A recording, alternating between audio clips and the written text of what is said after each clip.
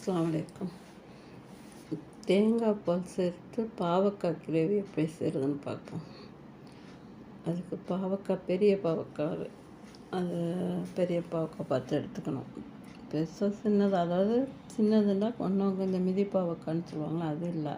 பெரிய பெரிய பாவக்காயில் சைஸ் எப்படி வேணாலும். ரொம்ப பெருசாக இருந்தால் 2ஆக கட் பண்ணிக்கணும். சின்னதாக இருந்தால் இதை அப்படியே 4ஆக கீறி போட்டுடலாம். இப்போ நான் கீறி போட்ட மாதிரியே போட்டுடலாம்.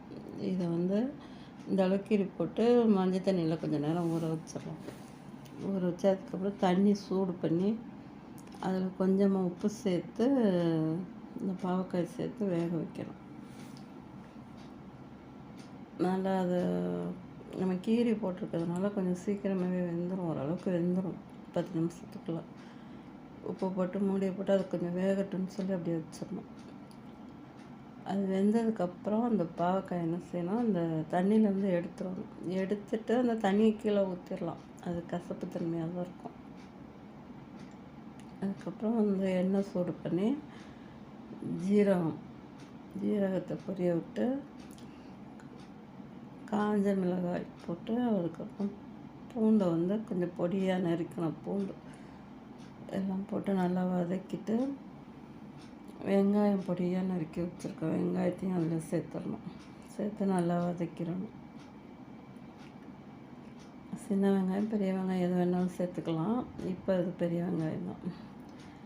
நல்லா வதக்கிட்டு இதுக்கு தேங்காய், மெயினாக தேங்காய் பால் சேர்க்கணும். அதுக்கு இப்போ நான் போட்ட காய் அரை கிலோ காய்க்கு ஒரு தேங்காவை உடைச்சி பாதியாக அந்த பாதி மூடி தண்ணி ஊற்றி அரைச்சி பால் எடுத்து வச்சுக்கணும். முதல்ல தனி பால் தனியாக எடுத்து வச்சுக்கணும். ஃபஸ்ட்டு ரொம்ப தண்ணி ஊற்றாமல் திக்காக இந்த பால் அது. அப்புறம் 2வது பால் அதை எடுத்து தான் அதில் இந்த வெங்காயத்தில் ஊற்றி அதில் பச்சை மிளகாய் போட்டு உப்பு போடணும். உப்பு காயில் சேர்த்துருக்கோம், அதனால் கொஞ்சம் கம்மியாக போட்டால் போதும். இது காரம்னு பார்த்திங்கன்னா வரமிளகா பச்சை மிளகா 2ம் தான். அந்த அவங்கவுங்களுக்கு காரம் எவ்வளோ தேவையாவது கூட குறைய நம்மளே சேர்த்துக்கலாம். அந்த பச்சை மிளகா காஞ்ச மிளகா 2ஐயும் அதிகப்படுத்திக்கலாம். அது நல்லா அந்த பால் கொஞ்சம் கொதி வரையில் அந்த பாவக்காயை சேர்த்துடணும். அதில் சேர்த்து அந்த பாவக்காய் இழுத்து வேகிற அளவுக்கு கொஞ்சம் அப்படியே மூடி போட்டு அப்படியே விட்டுறணும். கொஞ்சம் நேரம் விட்டுட்டு அந்த தேங்காய் பால் கூட அந்த பாவக்காய் இழுத்துக்கணும். இழுத்து கொஞ்சம் பொரியல் மாதிரி வர்ற வரைக்கும் கொஞ்சம் அப்படியே கொஞ்சம் மூடியை போட்டு வச்சிட்டோம்னா இதாகிடும்.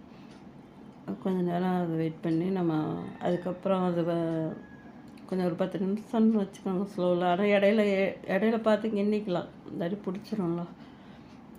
அது ஒரு மாதிரி பொரியல் மாதிரி வந்துடுச்சு.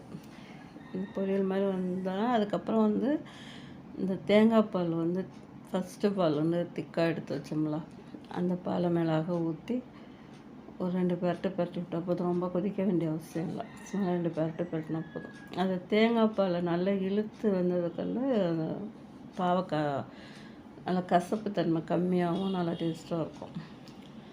பாவக்காய் தேங்காய் பால் கிரேவி ரெடி ஆகிடுச்சு.